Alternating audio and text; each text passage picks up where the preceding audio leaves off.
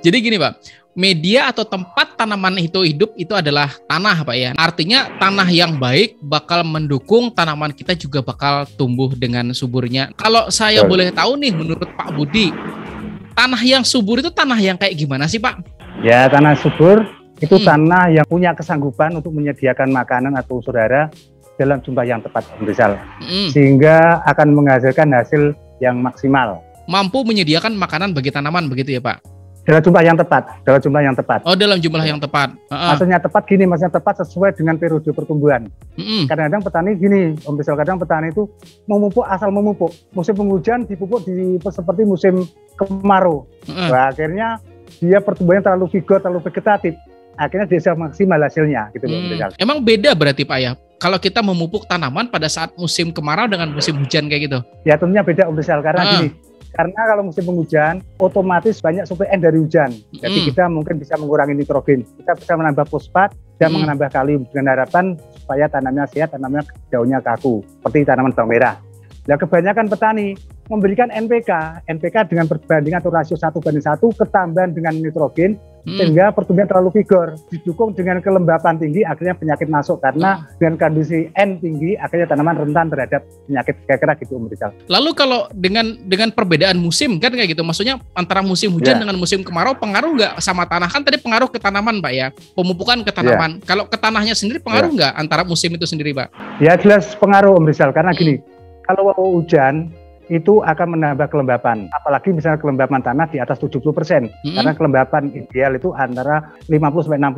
Apabila terjadi kelembapan tinggi di atas 70, sehingga jamur akan berkembang. Di samping itu pada kondisi tanah itu lembab, biasanya pH tanah turun. Tapi kalau pH tanah turun, belum tentu tanah itu lembab. Karena apa? Karena di samping faktor air untuk menentukan pH tanah, juga faktor pupuk yang meninggalkan sisa asam, kira-kira gitu Rizal. Lalu sebelum kita bicara soal pH, kan tadi bahas soal pH Pak ya, kita bicara soal kelembapan dulu nih.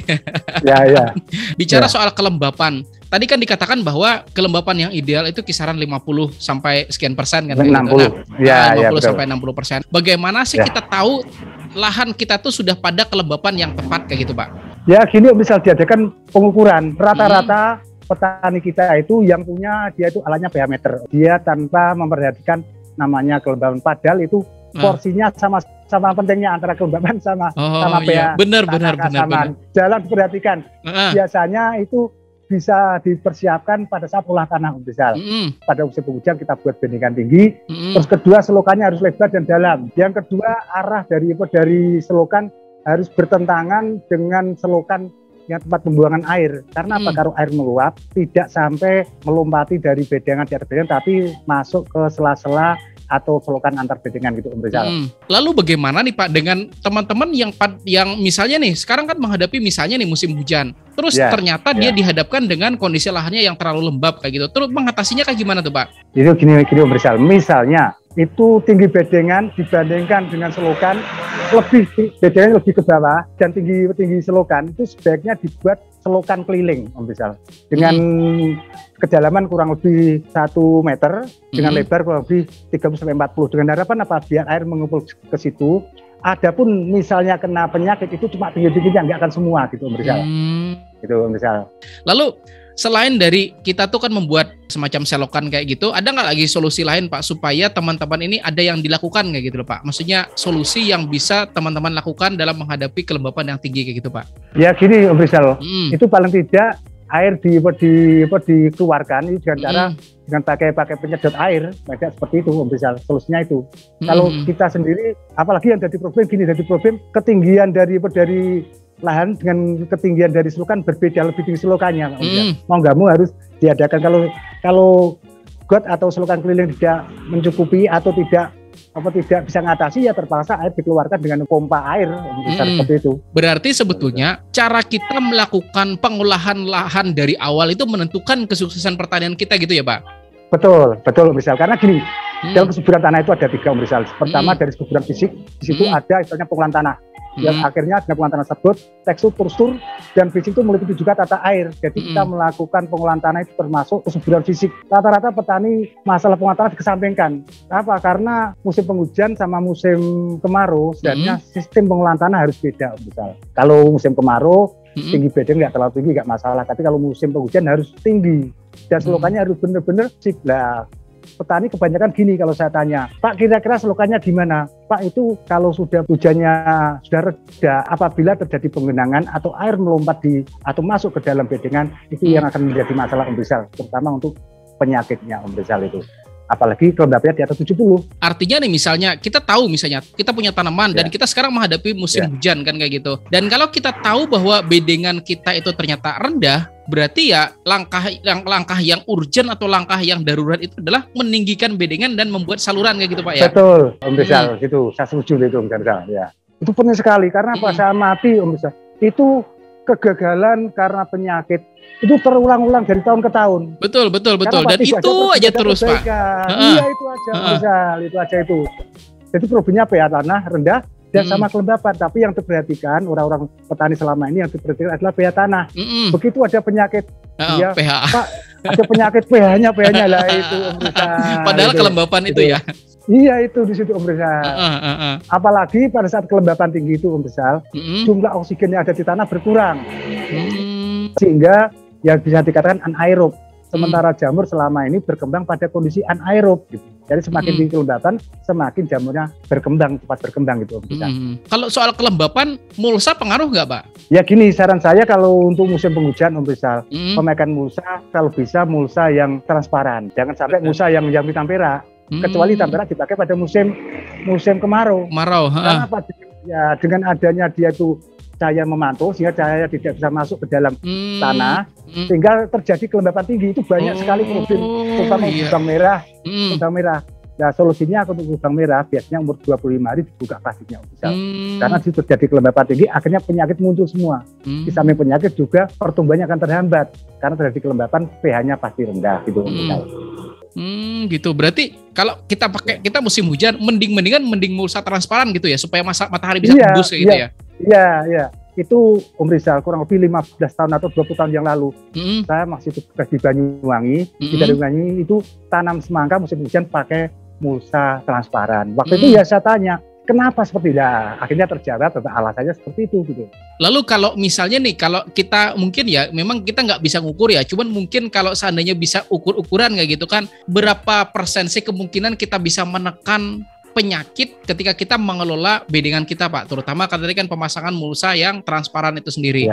Ya gini Om Rizal, paling tidak untuk bertani kegiatan monitoring itu penting sekali Om Rizal. Jadi kadang-kadang petani itu di lahannya cuma dia itu berkunjung terus dapat sarapan pagi terus pulang. Artinya dia itu ke lahannya dia mengontrol. Kira-kira selokan saya nanti kalau hujan nguap nggak? Ya harus harus diperbaiki Om Rizal itu. Sambil kita monitoring masalah hama dan penyakitnya. Itu sama Om Rizal. Kurang lebih 90% yang petani yang berhasil rata-rata dia itu setiap hari ke sawah monitoring dan mengamati tanamannya. Tidak asal. Kadang-kadang petani banyak sekali gini Om Rizal. Dia ke sawah pada waktu memupuk, pada waktu menyemprot. Akhirnya terlambat kalau benar. Betul sekali. Artinya mencegah lebih baik daripada mengobati gitu ya. Iya, setuju ya Karena selama ini saya sering banget Pak ya. Saya sering banget bukan ngelihat sih di hadapan saya kayak gitu kan. Orang itu selalu aja sendiri kayak gitu loh, ketika udah kena penyakit, wah pusing segala macam. Gitu ya bisa. Jadi gini Om Rizal, karena selama ini petani yang penyakit dan pertumbuhannya terhambat itu rata-rata dia berangkat problemnya di pH tanah. Dia tanpa memperhatikan namanya kelembapan. Ya kelembapan itu sendiri dikondisikan pada saat kita pengolahan tanah. Nah saat pengolahan tanah orang sini nggak diperhatikan. Oh saluran airnya misalnya dari timur ke barat. Seharusnya kita membuat bedengan harus berlawanan, berarti dari selatan ke utara gitu, bukan sejajar dengan aliran air. Misalnya airnya menuju dari timur ke barat, dia buat bedengan ke timur ke barat. Air kalau meluap dari selokan pasti akan melompati dari bedengan, akan bermasalah di situ rata-rata gitu. Mati di lapang. Kemudian nih Pak, pertanyaan saya selanjutnya. Orang kan selama ini ketika kita membudidayakan tanaman pasti sedia sarana produksi, contohnya salah satunya adalah pestisida kan kayak gitu. Orang ketika itu nyiapkan pestisida sekian banyak katanya buat perlindungan tanaman saya terhadap penyakit. Setuju nggak Bapak? Nggak setuju. Kenapa Pak? Karena kalau saya membuat semacam ilustrasi Om Rizal ya, kita sendiri itu kan tanaman juga makhluk hidup. Kita sendiri kalau nggak kena penyakit kita masih 5 sempurna tercukupi, insya Allah kita sehat. Kalau kita sehat mau nggak mau kan penyakit paling tidak kemungkinan kecil untuk masuk. Ya kalau kita sehat, ngapain kita harus minum obat? Ya seperti tanaman kita. Ya, betul. Kalau tanaman kita nggak sakit, ngapain harus dikasih? Karena pemborosan misal itu. Betul. Supaya membuat tanaman sehat apa? Kita benahi pH tanahnya, kita benahi kelembapannya, kita benahi makanannya. Ya itu ada cukup lah, pupuknya ada cukup misal. Artinya dengan cara seperti ini kan mungkin ya selama ini yang banyak digembar-gemborkan kan kayak gitu, bagaimana caranya mengurangi biaya adalah dengan menekan pupuknya. Tapi sebetulnya kita tuh bisa ya sebetulnya menekan dari sisi pestisidanya juga ya. Iya betul, misal gitu. Yang penting tanaman sehat. Saya berkali-kali ngomong sama petani, tolong pH tanah dipertahankan, tolong kelembapan dipertahankan. Itu ada cukup. Lalu ada nggak Pak cara murah untuk bisa mempertahankan pH? Ya gini kalau menurut saya Om Rizal. Kalau menurut saya, soalnya dengan video saya yang sebelumnya itu masalah KUH, sebetulnya itu saya rasa efisien sekali Om Rizal. Karena KUH itu pertama K-nya itu dalam sistem periodik unsur itu sebentar. Alkali, mungkin di antara semua yang nonton video ini belum ada yang tahu apa itu KUH. Boleh nggak dijelaskan apa itu KUH, Pak? Ya, KUH itu gini, KUH itu adalah kalium hidroksida. Itu adalah gabungan antara kalium dan OH atau hidroksida. Itu merupakan senyawa anorganik dan termasuk basa kuat, sehingga sangat bagus untuk menaikkan pH tanah. Dan sangat reaktif. Pengertian reaktif sangat cepat sekali menaikkan pH tanah Om. Karena apa? Karena K sendiri termasuk basa kuat, yaitu golongan 1A, dan OH adalah gugus basa. Betul. Sehingga gabungan antara K dan OH adalah sangat kuat sekali. Saya rasa tidak ada yang mengalahkan dibanding yang lain. Cuma gini, ada pertanyaan gini misal biasanya petani yang tanya, Pak kira-kira itu sampai berapa lama mempertahankan pH tanah? Saya jawab gini, tidak ada ukuran, tidak ada parameter yang menentukan sampai berapa. Karena apa? Semuanya dipengaruhi oleh air. Selama kita aplikasi besok ada air hujan, karena terjadi penambahan ionodir positif, sudah turun pH-nya misal. Jadi yang paling baik adalah diadakan cek pH secara berkala, butuh musim hujan paling tidak seminggu sekali misal. Begitu turun langsung diaplikasikan gitu misal. Lalu bicara soal KUH tadi Pak, tadi kan disebutin bahwa KUH itu basa kuat kan kayak gitu. Lalu cara penggunaannya itu kayak gimana? Cara penggunaan gini Om Rizal, kalau sebar jelas harganya mahal, itu kalau lebih efektif di tempat kocor. Kalau untuk kocoran belum ada tanaman kita pakai 2 gram per liter. Tapi kalau sudah ada tanaman kita pakai 1 gram per liter itu Om Rizal. Nanti spray. Kalau masalah lama tidaknya atau cepat tidaknya tergantung volume pertanaman yang kita berikan. Misalnya kalau lewat kocor kempu yang pakai dirigen, biasanya volume yang keluar itu kurang lebih 25 sampai 50 mili. Ya paling tidak kita biar agak lama biar kurang lebih mendekati antara 250 sampai 300 nanti bisa menyebar tanah yang pH-nya normal gitu. Kadang petani tanya, "Lupa nggak bisa meningkat karena volume air yang ditambah sama KUH sedikit sekali Om Rizal, 25 sampai 50 mili ya enggak. Ya kurang cepat, coba dikasih 300, ya itu mesti sekelilingnya akan meningkat semua gitu.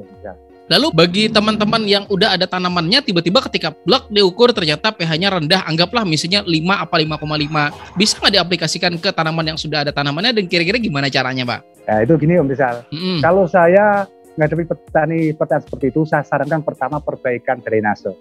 Karena salah satu penyebabnya adalah penggenangan. Nah itu saya suruh perbaiki. Yang kedua, karena apa? Di situ dengan kita memperbaiki drainase, kita dapat dua poin. Poin pertama kita bisa menaikkan pH tanah. Yang kedua kita bisa merendahkan atau mengurangi dari kelembapan tanah. Yang kedua ya baru kita aplikasikan KUH dengan konsentrasi 1 gram per liter. Kalau memang mau dicampur pupuk, kita bisa pakai 2 gram per liter. Nah kemudian kan tadi disebutin juga bahwa yang namanya kesuburan tanah itu ya tanah bisa menyediakan makanan bagi tanaman kan kayak gitu. Iya betul ya, intinya betul. Ada lagi nggak komponen-komponen yang perlu diperhatikan selain dari kelembapan tanah dan juga pH tanah supaya bisa menjamin tanaman kita tuh bisa tumbuh dengan lebih subur Pak? Itu gini Om, kalau tanaman bisa produksi tinggi ada tiga syarat ya. Pertama dari segi genetis. Dari segi genetis kita harus pemilihan bibit yang unggul, itu salah satunya. Yang kedua dari segi lingkungan, yaitu tata air, terus penggunaan pestisida dan lain-lain. Yang ketiga faktor tanah. Faktor tanah meliputi ada yang dibagi tiga, yaitu pertama dari segi fisika atau fisika itu pengolahan tanah. Dengan pengolahan tanah sehingga struktur dan sektur dari tanah tersebut gembur sehingga akar mudah mencari makanan. Yang kedua dari segi biologi, hubungannya sama aktivitas mikroorganisme. Jadi kita sebelum tanam pakai pupuk dasar menggunakan pupuk organik, sangat penting sekali. Yang ketiga adalah dari segi kimia, hubungannya sama pergerakan ion yang dalam hal ini hubungannya sama pH tanah. Nah, jadi ketiga-ketiganya itu harus maju sekali. Jadi kadang-kadang petani, apalagi dari pabrikan mengklaim, ini loh pupuk saya organik paling baik. Gitu. Ada yang kimia ya bilang, saya pupuk kimia saya baik. Itu nggak benar semua. Yang benar apa jalan bersama-sama. Gitu, betul. Tapi model-modelnya model kayak kecap, Pak. Semuanya nomor 1. Iya. Ya. Dulu saya gini Om Rizal. Dulu pada waktu saya kerja di lapang, saya gitu, produk saya terbaik. Tapi sekarang saya harus netral. Saya menghadapi petani, kasihan sekali petani. Jadi saya harus ngomong adanya itu Om Rizal. Oke. Tadi kan kemudian disebutin tadi kan bahwa faktor kesuburan tanah itu ada 3. Pertama kan faktor fisik, kemudian faktor biologi, dan ketiga faktor kimia kan kayak gitu. Nah, faktor fisik tadi berhubungan dengan pengolahan tanah kita. Nah, pengolahan tanah yang baik itu yang seperti apa sih? Ya kalau pengolahan tanah yang baik gini Om Rizal, itu paling dicangkul, balikan, ya. Jangan sampai kadang petani gini, kalau kita ngolah tanah banyak sekali misalnya tanaman, kita lihat tanaman seperti kemarin orang sudah tanam bawang merah, tidak sampai 5 kali. Itu bedengannya diolah saja Om, diolah saja langsung tanami. Seharusnya kan itu bedengan dipecah. Jadi yang dulu jadi selokan, sekarang jadi bedengan. Ya itu misalnya jadi dipecah, ya itu salah satu pengolahan tanah di situ. Tapi kalau untuk pengolahan tanah baru ya dibajak atau dibuat bedengan sudah cukup. Aerasi selokannya dibuat agak dalam untuk musim hujan sudah cukup saya rasa. Tapi kalau bekas tanaman yang untuk tanaman mau diolah kembali sebaiknya bedengan dipecah. Jadi separuh ikut sana, separuh ikut sini. Berarti yang dulunya bedengan dia diselokan gitu Om Rizal. Ya, jadi bekas tanaman pengolahnya beda dengan yang baru tanam gitu Om Rizal. Beda. Tapi kalau ditanami cuma sekedar bekas bedengan dicangkul terus ditanami lagi tidak akan maksimal. Paling bagus jadi pecah lagi gitu. Apakah kira-kira dengan cara pemecahan seperti itu kan kayak gini ceritanya. Bedengan kan, kemudian yang satu bagian ikut sini, yang satu bagian ikut sini kan. Betul. Nah, seperti itu. Apakah itu nanti akan mengurangi resiko-resiko Pak, terutama penyakit-penyakit yang ada di dalam tanah? Itu gini Om Rizal. Saya sarankan sebelum istilahnya mau tanam, saya sarankan untuk sterilisasi. Biasanya saya menganjurkan untuk pemakaian H2O2 dengan dengan fungisida. Misalnya petani bawang merah. Bawang merah biasanya saya sarankan yaitu pemakaian H2O2 ditambah dengan bahan aktif dinomil 0,5 sampai 1 gram per liter disemprotkan di tanah. Apabila mau menggunakan trichoderma, sebaiknya H2O2-nya didahulukan dulu, setelah itu kurang lebih 5 hari sampai 1 minggu baru diaplikasi trichoderma, 2 hari setelah itu baru tanam gitu. Jangan H2O2 dibuat belakang, mau nggak mau nanti bakterinya mati. Mati itu bisa. Jadi H2O2-nya diberikan gitu. Termasuk aplikasi tahuannya juga di belakang yang terakhir baru kita trichoderma, atau mau aplikasi M4 boleh, tapi yang terakhir atau 2 hari sebelum tanam itu bisa. Lalu apakah pergiliran istilahnya kan tadi tanah pembagian tanah atau kayak gimana sih istilahnya? Apakah itu dilakukan setiap kali kita mau tanam selanjutnya atau bisa beberapa kali dulu jeda baru kita bikin yang seperti itu tadi, Pak? Ini misal biasanya petani di daerah saya Kediri itu tanam sampai 6 kali. Tapi dengan catatan pH tanah diperhatikan, kelembapan tidak diperhatikan. Tapi suatu saat nanti produksi akan menurun. Betul. Biasanya setelah ke-6 akan menurun, itu baru diadakan pemecahan bedengan. Itu. Jadi enggak selalu misalnya kita akan tiap saat. Ya rugi. Biaya. Ya itu. Ada 6 kali lah itu. Ternyata menurun biasanya produksinya. Berarti indikator kita melakukan pemecahan itu adalah ketika ditemukan ternyata produktivitas atau produksi menurun baru dipecah gitu kan? Ya gitu misal, biasanya gitu misal. Keduanya gini, untuk pengolahan tanah untuk musim penghujan sebaiknya pengolahan tanah yang bukan dihaluskan tapi yang kasar misal. Karena apa, kalau tanah itu halus kena air hujan tambah padat itu akan bermasalah. Tapi kalau tanahnya itu agak kasar-kasar itu lebih bagus lagi untuk pertumbuhan tanaman akan bagus misal. Artinya kalau musim hujan itu berlaku yang mending yang kasar-kasar. Berarti kalau yang musim kemarau mending yang halus kayak gitu ya? Ya kayak gitu Om Rizal. Karena hubungannya sama kepadatan. Kalau terlalu padat, ya istilahnya untuk akarnya pasti akan terganggu. Betul. Karena fungsi dari kesuburan secara fisik adalah ada pengolahan tanah di atas struktur dan strukturnya bagus, rongga-rongga udaranya bagus itu Om Rizal. Nah, ini kan bahas soal sifat fisik tanah udah selesai nih. Kemudian kan kita mau bahas soal biologi, tapi kayaknya biologi buat sahabat tani semuanya yang mau nonton biologi, kita akan bicara sama langsung peneliti ya. Jadi insya Allah nanti pada podcast selanjutnya kita akan undang salah seorang peneliti yang memang dia fokus terhadap bidang mikroorganisme. Itu. Betul. Dan kita lanjut nih Pak, bahas soal sifat kimia tanah. Nah, menurut Pak Budi nih, kira-kira sifat kimia tanah yang bagus itu yang seperti apa Pak? Itu gini, misal. Kalau kimia tanah itu yang bagus harus ber-pH tanah antara 6 sampai 7 misal. Ya itu saya kira seperti itu misal. pH tanah itu penting sekali. Kalau pH tanahnya nggak tercukupi di bawah 6, mau nggak mau unsur pupuk yang kita berikan percuma. Iya. Karena apa? Karena P sama K sama Ca sama G tidak akan terserap. Betul. Di samping itu terjadi keracunan logam-logam berat seperti Fg, FnAl. Nah, salah satu ciri dari tanah yang keracunan besi biasanya itu di dalam bedengan ada semacam karat besi. Langsung setelah itu dilanjutkan dengan pertumbuhannya lumut-lumut misal. Kalau untuk musim panas, biasanya tanahnya berwarna agak putih-putih karena keracunan aluminium itu. Akhirnya seperti itu. Berarti kembali lagi ya soal yang tadi, yaitu menjaga kelembapan sama menjaga pH tanah ya. Iya itu, kuncinya itu aja misal. Kuncinya itu aja. Artinya dari sini saya berkesimpulan bahwa sebetulnya kita tuh bisa ya, bahkan mungkin bukan cuma 50% yang menekan dari biaya produksi seperti pembelian sarana produksi, enggak, tapi mungkin lebih dari itu ya ketika kita tuh tahu ilmunya. Betul. Contohnya gini aja Om, dari pemupukan.